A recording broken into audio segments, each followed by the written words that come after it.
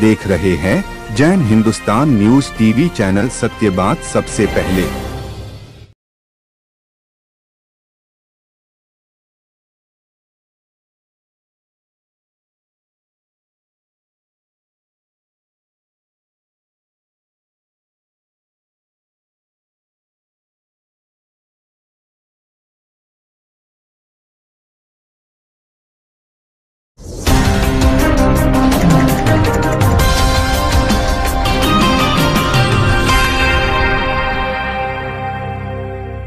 नमस्कार। रूबरू कार्यक्रम के तहत आज हम बातचीत करेंगे एक ऐसी शख्सियत से, एक ऐसी प्रोफाइल से। बीकानेर की वो प्रोफाइल है जो भारतीय जनता पार्टी के मंडल अध्यक्ष के रूप में अभी प्रतिष्ठित हुई है।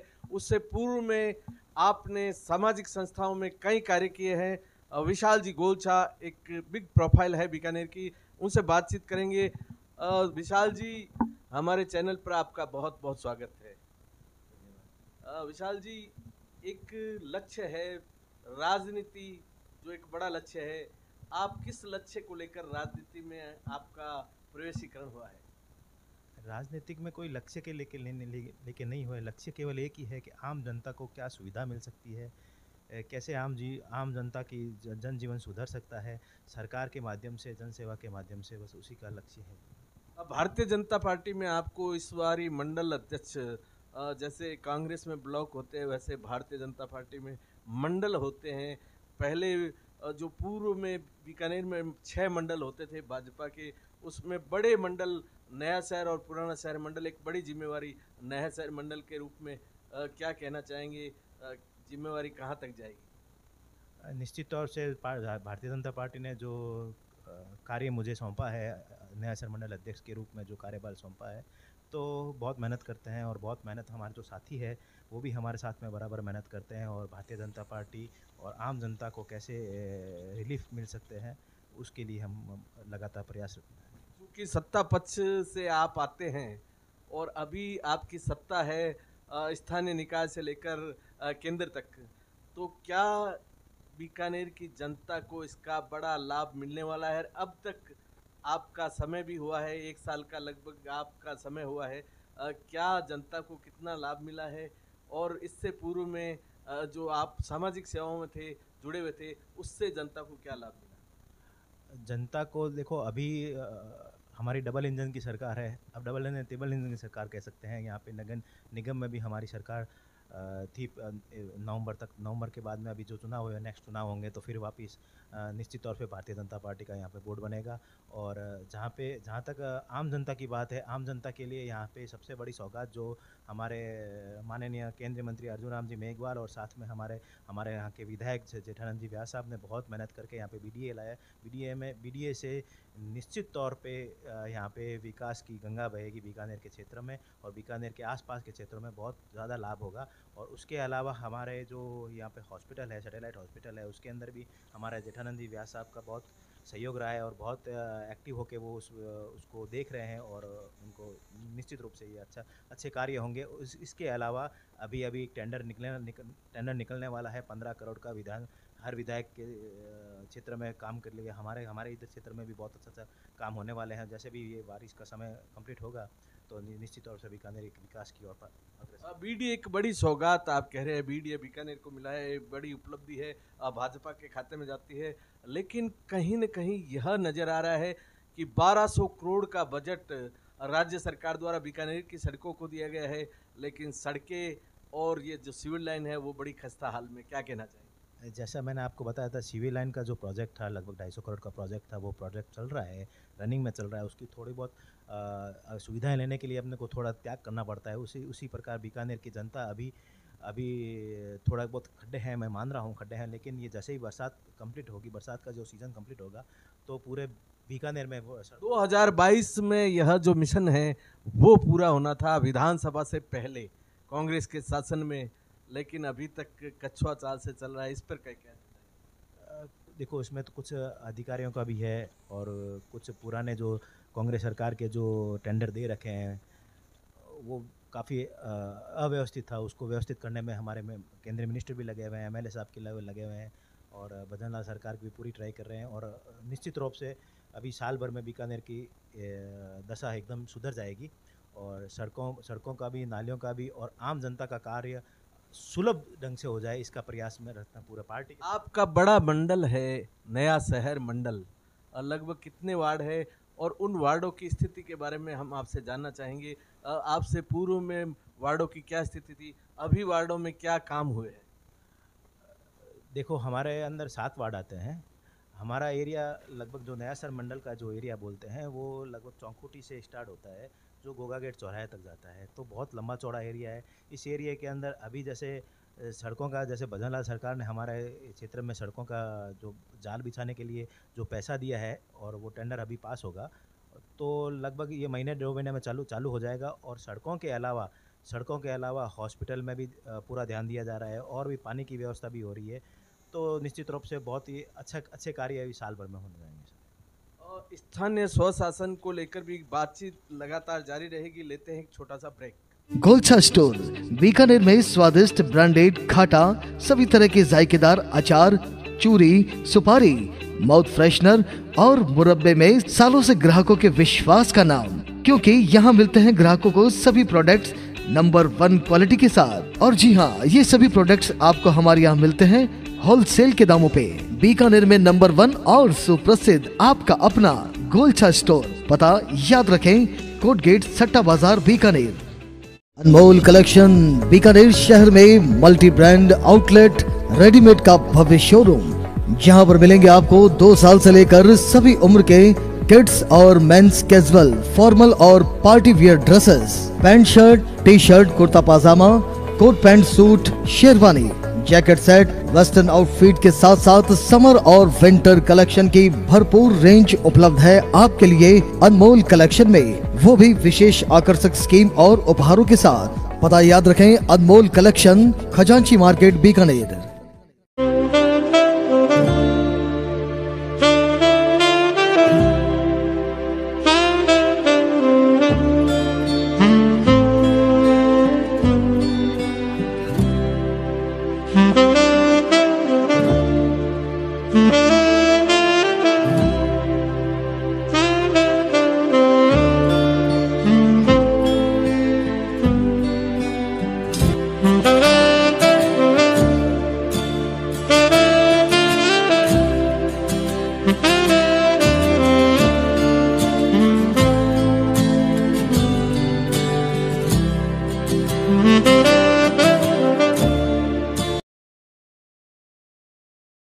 हमारी बातचीत लगातार जारी है। स्थानीय स्वशासन को लेकर लोगों में एक सवाल उठ रहा है कि भारतीय जनता पार्टी केंद्र में और उसके बाद में राज्य में और फिर स्थानीय स्वशासन, और कहीं न कहीं अटकाया जा रहा है, भटकाया जा रहा है। लंबा समय हो गया है, पार्षद के चुनाव नहीं हो रहे हैं। पूर्व में महापौर के चुनाव जो थे वो निर्वाचित हुए थे, क्या इस बार भी ऐसी संभावना है? जैसे कि आपने क्वेश्चन पूछा है पार्षद के चुनाव और जो भी महापौर का चुनाव, तो ये सब अभी दिसंबर में प्रस्तावित है। गवर्नमेंट उसमें लगी हुई है, एक चुनाव कराना है उनको। कभी कभी क्या होता है कि जैसे पंचायत चुनाव हुआ, उसके बाद में फिर 6 महीने का कार्य रुक गए, फिर निगम का चुनाव हुआ। तो गवर्नमेंट ये चाह रही है कि एक चुनाव, एक पूरे राज्य में चुनाव एक साथ में हो, और उसी के कारण ये 1 साल डिले हुआ है। अब दिसंबर में चुनाव होगा तो पूरे राजस्थान में पंचायत चुनाव हुआ या निगम का चुनाव हुआ, जो भी सारे चुनाव है वो एक साथ में होंगे। और निश्चित रूप से भारतीय जनता पार्टी की यहाँ पे बोर्ड बनेगा। बीकानेर नगर निगम भारतीय जनता पार्टी के खाते में जाएगा। बोर्ड बीकानेर में, आपका कहना है बोर्ड भारतीय जनता पार्टी के खाते में जाएगा। लेकिन कहीं न कहीं देखा जाता है कि जब चुनाव विधानसभा होते हैं उसके जस्ट 1 वर्ष बाद स्थानीय स्वशासन के चुनाव होते हैं और राजनीतिक नियुक्तियां शुरू होती है। भारतीय जनता पार्टी के शासन में लगभग 1.5 साल के बाद में जो एडवोकेट्स है या जो सरकारी नियुक्तियां हैं, जो पीपी जिसको हम कह सकते हैं, वो लंबे समय से कांग्रेस के शासित लोग ही वहां पर मौजूद। उसके अलावा जो राजनीतिक नियुक्तियां हैं वो अभी तक नहीं हो रही है, उसके पीछे क्या कारण हो सकते हैं? राजनीतिक नियुक्तियां अब नॉर्मली में जो सरकार आती है उसके 1.5-2 साल बाद में राजनीतिक नियुक्तियों की जड़ी लगती है, तो अब वो राजनीतिक नियुक्तियां और यह लगभग देखा जाता है कि कांग्रेस की जब भी सरकार आई है तो लगभग 3-4 साल तक यूआईटी या दूसरे जो क्षेत्र है, जो बोर्ड है, उनमें लोगों को नियुक्तियां मिल जाती है और वो पूरा जो कार्यकर्ता है कांग्रेस का वो पूरी सरकार का लाभ उठाता है। बीजेपी में इसकी संभावना क्यों नहीं हो सकती? नहीं, बीजेपी तो ज़्यादा करती है, जहाँ भी अपने कार्यकर्ताओं को राजनीतिक नियुक्तियाँ काफ़ी देती है, इसमें कोई दोहराई नहीं है। आप जहाँ तक कांग्रेस की बात है, पिछली बार आप देख लो यूआईटी का चेयरमैन ही नहीं बना पाए, उनके निर्णय लेने की शक्ति नहीं है उनके अंदर। तो वो पिछली बार पूरा कभी ये बोल रहे हैं इस जात को देना है, उस जात को दो, इस चक्कर में अशोक गहलोत ने पिछली बार यूआईटी का चेयरमैन ही नहीं दिया, उसके बाद से यूआईटी के सारे काम अटके हुए थे। अब बीडी कल्ला साहब कह रहे हैं तो हम ही लिया सकते थे। तो भाई विकास के लिए आपको जनता ने पिछले 43 साल से, आप कभी पक्ष में रहो कभी विपक्ष में रहो, कम से कम 30 साल उनका सरकार रहे है, लेकिन बीडी कल्ला साहब ने बीकानेर को एक आधो कोई काम गिना देंगे, उसके अलावा कोई काम है नहीं उनके पास में। और वो अब 80 साल के बाद में फिर कह रहे हैं कि हम चुनाव लड़ेंगे। अब मेरे ये समझ में नहीं आ रहा, 80 साल के बाद में नया आदमी, इतना पुराना आदमी 80 साल के बाद में क्या नया विकास लेके आएगा बीकानेर में? 43 साल में जो नहीं ला सकते वो कैसे लेके आएगा? एक अनुभवी व्यक्ति, अनुभव का व्यक्तित्व होता है। क्या आपको नहीं लगता कि बीडी कल्ला साहब ने 49 साल तक यहाँ पर नेतृत्व किया है और उस अनुभव का लाभ बीकानेर को पूर्व में मिलता रहा है, आगे भी मिलता रहेगा? मुझे ऐसा कहीं नहीं लगता है कि पूर्व में बहुत ज़्यादा मिलता है। आपने अब देखें, जोधपुर अपने से बहुत आगे, जयपुर अपने से बहुत आगे, लेकिन बीकानेर क्यों पिछड़ा हुआ है? इसी कारण है क्योंकि ये 45 साल से सरकार में पक्ष में विपक्ष में रहे हैं। तो मुझे नहीं लगता कि बीकानेर का विकास जो होना चाहिए था वो हुआ है। भारतीय जनता पार्टी के सांसद 20 साल से लगातार यहाँ पर है। पूर्व में आदरणीय वसुंधरा राजे जी थे जब मुख्यमंत्री, तो उन्होंने बीकानेर की एक बड़ी समस्या थी सूर सागर की समस्या। शायद यशस्वी सांसद धर्मेंद्र जी और वसुंधरा जी ने मिलकर उस समस्या का निस्तारण किया था। क्या रेलवे फाटकों की समस्या के लिए हम अर्जुन राम जी को उत्तरदायी माने? निश्चित रूप से आपने बहुत अच्छा क्वेश्चन किया है। ये आम जनता के मन में है कि ये रेलवे फाटक की समस्या जो कि मेरे मंडल में भी आ रही है, नयासर मंडल में भी है, जो कोटगेट का रेलवे फाटक है। तो इस रेलवे फाटक के लिए आदरणीय एमपी साहब और हमारे जो विधायक जेठानंद जी साहब वो पूरी प्रयास कर रहे हैं और मुझे पूर्ण विश्वास है कि यह इस कार्यकाल में आम जनता के लिए हो जाएगा, अच्छे से हो जाएगा। जी, बीडीए जो है उसका कार्यालय प्रस्तावित है। यहाँ बीकानेर से लगभग 20 किलोमीटर दूर उस कार्यालय को स्थापित किया जा रहा है। यहाँ यूआईटी पूर्व में जो कचहरी परिसर है उसके पास ही उसका भवन है। वहाँ बीकानेर की जनता जाती है। काम बहुत धीमी गति से होता है, कभी कभी नहीं होता है। क्या बीकानेर की जनता को यहाँ से 20 किलोमीटर दूर जाने पर उसका लाभ मिलेगा? निश्चित तौर से आपका क्वेश्चन एकदम सही है। आम जनता, बीकानेर की जनता के लिए ये थोड़ा दूर ज़रूर होगा, लेकिन बीकानेर के विकास के लिए, उस क्षेत्र के विकास के लिए बीडीए जो गवर्नमेंट ने सोचा है कि नहीं अपन थोड़ा शहर से बड़े एरिया में जाएं तो अच्छा विकास के लिए, और मुझे विश्वास है कि भजनलाल सरकार और आने जो बीजेपी की रनिंग सरकार है वो अच्छा कार्य करेगी वहाँ पे। 20 किलोमीटर दूर आना जाना और उसके बाद में इतने चक्कर और काम जो है वो बड़ी मंद गति से रहेंगे। क्या भजनलाल सरकार इस पर विचार नहीं कर सकती? नहीं, विचार कर रही है। और आप जैसे चक्कर की बात की, आपको लगता नहीं कि कहीं न कहीं बीजेपी के जो नुमाइंदे हैं उनमें कंट्रोवर्सी इस मुद्दे को लेकर हो रही है?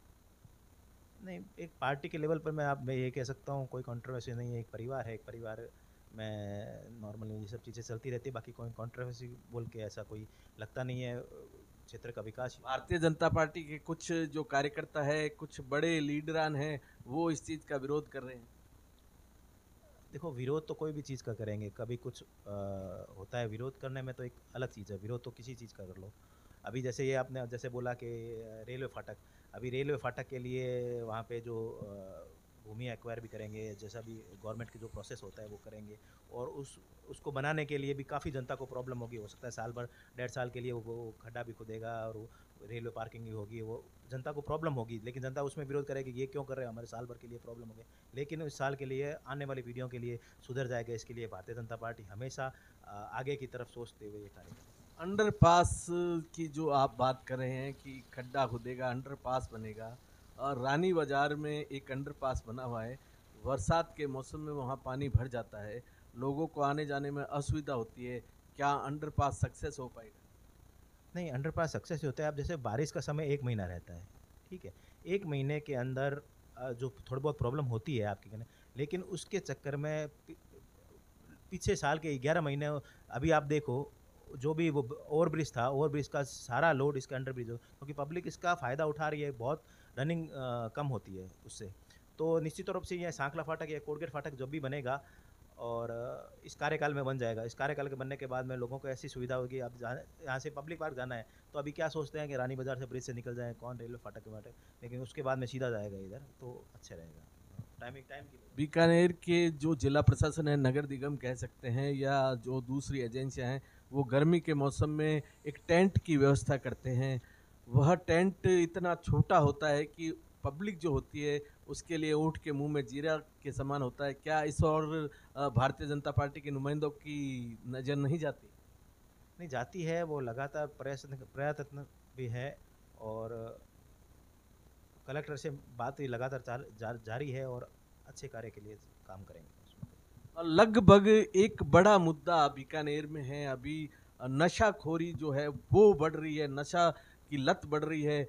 बीकानेर का प्रशासन जो है वो इस और ध्यान दे रहा है, लेकिन कहीं भी धरातल पे उसका प्रभाव नज़र नहीं आ रहा है। उस पर क्या कहना चाहेंगे? नहीं, प्रशासन बराबर लगा हुआ है कि भाई इस नशाखोरी को कैसे ख़त्म किया जाए, और हमारे माननीय विधायक जेठानंद जी व्यास साहब भी बहुत लगे हुए हैं कि बीकानेर के क्षेत्र जो कि गंगा जमुना की यहाँ की पहचान है, उसमें ये नशा आए तो उसके हर लेवल पर जहाँ पे भी बात होती है, बीजेपी के संगठन लेवल पे, प्रशासन लेवल पे, या एमएलए साहब से जो व्यक्तिगत भी बात होती है, तो उन्होंने बोला कि नशा कोई भी हिसाब से बीकानेर में स्वीकार नहीं किया जाएगा। और वो दिन रात जब भी वो नशे की बात आती है तो वो अपने प्रशासन व जो भी अधिकारी है उनको कहते हैं कि नशा हमारे इस क्षेत्र में, नशा जुआ सट्टा हमारे क्षेत्र में नहीं होना चाहिए, तो वो लगातार उसके लिए कार्यरत है। एक और लोगों में आक्रोश है बीजेपी के प्रति और जिला प्रशासन के प्रति।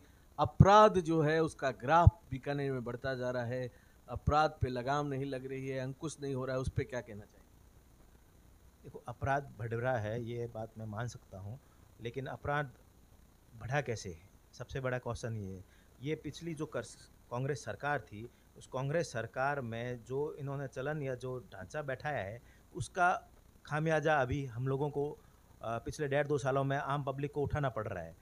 तो अभी जो चल रहा है, जैसे कलेक्टर या एसपी, वो लगातार उस अपराध को कैसे उसको तोड़ा जाए, उसके लिए कार्यरत है। अपराध का चक्रव्यूह कब तक टूटेगा? निश्चित तौर पे बहुत जल्दी टूटेगा, और बहुत बड़ा गिरोह है जो भी लगा हुआ है, वो सारा। अभिमन्यु कौन बन रहा है? अभिमन्यु तो अब कौन बन रहा है ये सरकार जाने, इससे इतना नहीं है, मैं कह नहीं सकता, इसमें चल रहा है। राज्य सरकार का एक बड़ा मुद्दा आया था अभी। राज्य सरकार है वो कुछ मुद्दों पे कोर्ट में नहीं जा रही है। कानून मंत्री बीकानेर का है, बीकानेर को एक हाई कोर्ट की बेंच चाहिए। पिछली सरकार में भी कानून मंत्री बीकानेर के थे और यह काम भी कानून मंत्री को करना रहता है। क्या सफलता मिलने की संभावना है या बीकानेर वही पिछड़ापन महसूस करता रहेगा? निश्चित तौर से हमारे माननीय सांसद साहब अर्जुन राम जी बहुत ट्राई कर रहे हैं बीकानेर में हाई कोर्ट की एक बेंच लगे, और निश्चित तौर से लगेगी, और जहाँ तक उनका प्रयास रहता है और वो अपने प्रयास में सक्सेसफुल होंगे। ऑपरेशन सिंदूर केंद्र सरकार द्वारा चलाया जा रहा है। अभी संसद में हंगामा हो रहा है। जो विपक्ष है वो कह रहा है ऑपरेशन सिंदूर एक फेलियर सिस्टम की पहचान है। क्या कहना चाहेंगे? देखो, विपक्ष को काम ही कहना है कि कुछ भी आओ उसको कह दो, क्या फ़र्क पड़ने वाला है। लेकिन जिस प्रकार हमारे जो देश के सैनिक थे, सैनिकों ने बड़े ही पराक्रम से पाकिस्तान को मुंह तोड़ जवाब दिया, जो आतंकवाद की जो गतिविधियां थी उनको मुंह तोड़ जवाब दिया है। अब आतंकवादी गिरफ्तार नहीं हुए, आतंकवादी गिरफ्तार तो नहीं हुए, लेकिन अभी आज के अखबार या अपन देखेंगे तो उसमें लिखा है कि भाई पहलगाम का जो मुख्य आरोपी है उसको भारतीय सैनिक ने अरेस्ट नहीं, उसको मार गिराया है। तो ये कार्यवाही लगातार जारी है। अगर कहीं पे भी आतंकवादी घटना होगी तो उसका मुंह तोड़ जवाब दिया जाएगा। आतंकवाद की घटना को मुंह तोड़ जवाब दिया जाएगा। विशाल जी का कहना है कि किसी भी रूप में भारतीय जनता पार्टी जो कार्य कर रही है वह एक सफल कार्यक्रम है और आगे भी लगातार बीकानेर की जनता को सफलता मिलेगी। हम भी आपको बहुत बहुत शुभकामनाएं देते हैं। बहुत बहुत शुभकामनाएं।